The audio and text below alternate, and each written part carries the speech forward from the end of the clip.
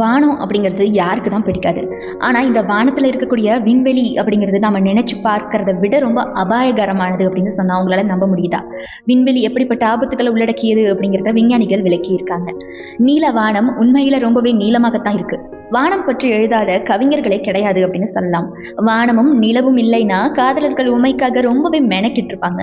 இப்படியாக வானம் குழந்தைகள் முதல் பெரியவர்கள் வரைக்கும் அனைவருக்கும் பிடித்த விஷயமா தான் இருந்து வருது.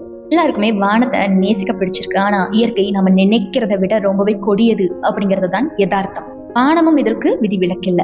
மனிதர்கள் விண்வெளியில பறந்த வீடியோக்களை நம்ம பார்க்கும்போது நாமும் எப்பயாவது இப்படி பறந்துடணும் அப்படின்னு ஆசைப்படுவோம். ஆனா கார்ட்டூன்கள்ல காட்டப்படுவது போல எந்த பாதுகாப்பு உடைகளும் அணியாமல் விண்வெளியில பறக்க யாருக்கு தான் ஆசை இருக்காது? இந்த கற்பனைகள் எல்லாமே ஒருபோதும் நிஜமாகாது அப்படின்னு விஞ்ஞானிகள் சொல்லியிருக்காங்க. அது மட்டும் இல்லாம விண்வெளி குறித்து நாம இதுவரைக்கும் தவறா புரிந்து கொண்ட விஷயங்களையும் விளக்கி இருக்காங்க.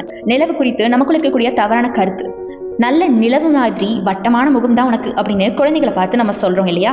உண்மையில நிலவு வட்டமானது கிடையாது. அது எலுமிச்சை பழம் போல இருக்குமா. அதாவது அதன் பூமத்திய ரேகையில இருக்கக்கூடிய பகுதி லைட்டா வீங்கி இருக்கும் அப்படின்னு தெரிவிச்சிருக்காங்க. அதே போல நம்ம ஒவ்வொருவருக்கும் சுவை பற்றி நல்லா தெரியும். ஆனா எப்போதாவது நமது பூமி எந்த டேஸ்ட்ல இருக்கும் அப்படின்னு யோசிச்சிருக்கீங்களா? பூமியை விடுங்க, இந்த பிரபஞ்சம் எந்த டேஸ்ட்ல இருக்கும் அப்படின்னு தெரியுமா? இதற்கான விடை கடந்த 2009ஆம் ஆண்டிலேயே கண்டுபிடிச்சிட்டாங்க. அதாவது இந்த பிரபஞ்சம் ராஸ்பெரி பழத்தின் சுவையையும் ரம் சாராயத்தின் வாசனையும் கொண்டிருக்குமா. இந்த மாதிரியான தகவல்களை விஞ்ஞானிகள் ஆய்வு செஞ்சு கண்டுபிடிச்சிருக்காங்க. இந்த பிரபஞ்சத்துல இருக்கக்கூடிய மேகங்கள்ல எத்தில் ஆல்கஹால் அதிக அளவுல இருக்குதான். இதுதான் இந்த சுவைக்கு காரணம் அப்படின்னு சொல்லப்படுது. இந்த மேகங்களை வச்சு பூமியில இருக்கக்கூடிய எல்லாருக்குமே அடுத்த 100 கோடி வருடங்களுக்கு ஃப்ரீ பீரை கொடுக்க முடியும் அப்படின்னு சொல்லியிருக்காங்க. ஆனா இந்த மேகங்கள்ல லைட்டா ஹைட்ரஜன் சைனடும் கலந்துருக்கான். எனவே இந்த பீரை சாப்பிட்டதுக்கு அப்புறமா அடுத்த நாள் காலையில தலைவலி கொஞ்சம் உங்களுக்கு ஓவரா தான் இருக்கும் அப்படின்னு குறிப்பிட்டிருக்காங்க. அதே மாதிரி மற்றொரு தவறான புரிதல் ஸ்பேஸ் சூட் பத்தி இருக்கு நம்ம எல்லாருக்குமே. விண்வெளியில பயணிப்பவர்களின் ஸ்பேஸ் சூட் கிழிஞ்சிட்டா அவங்க உடனடியா இறந்துடுவாங்க அப்படின்னு நம்ம புரிஞ்சுட்டு இருக்கோம். ஆனா மனிதர்கள் விண்வெளியில உயிரிழக்க குறைஞ்சது 2 நிமிடங்கள் வரைக்கும் தேவைப்படுமா. ஸ்பேஸ் சூட்டை விட்டு வெளியே வந்துட்டா முதல் 10 வினாடிகள்ல நீங்க சுயநினைவை இழந்துருவீங்களாம். இந்த விண்வெளி ஆச்சரியங்கள் வரிசையில நம்ம தவறா புரிஞ்சுக்கிட்டு இருக்கிறது மற்றொரு விஷயம் பிளாக் ஹோல் அப்படின்னு சொல்லக்கூடிய கருந்துளைகள் பத்தி தான்.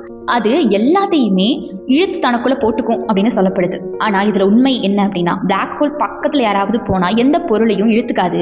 மாறா அதற்குன்னு ஒரு எல்லை இருக்குமா. அந்த எல்லையை தாண்டும் போதுதான் ஒளி உள்ளிட்ட எல்லா விஷயத்தையும் அது இழுத்துக்குதான். எனவே மக்களே, வானத்துல நடக்கக்கூடிய அற்புதங்கள் அதிசயங்கள் மட்டும் இல்லாம மாதிரியான தவறான புரிதலோடு இருக்கக்கூடிய விஷயங்களையும் நம்ம கண்டிப்பா தெரிஞ்சுக்கணும்.